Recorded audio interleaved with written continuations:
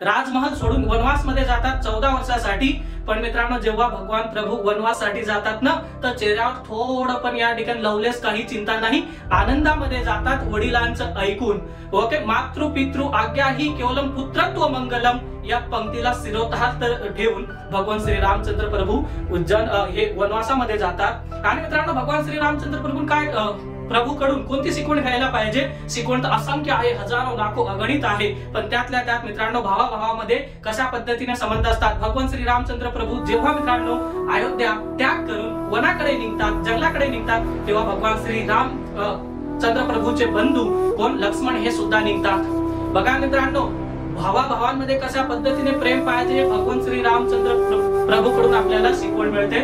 त्यानंतर मित्रांनो पती पत्नी मध्ये कशा पद्धतीने प्रेम पाहिजे हे सुद्धा मित्रांनो भगवान श्री रामचंद्र प्रभूकडून आपल्याला ही शिकवण भेटते। खूप आनंदाचा दिवस आहे मित्रांनो। आतापर्यंत आपण दिवाळी सेलिब्रेट केलो, हे दिवाळी नाही, खरी दिवाळी मित्रांनो ही आहे 22 जानेवारीची।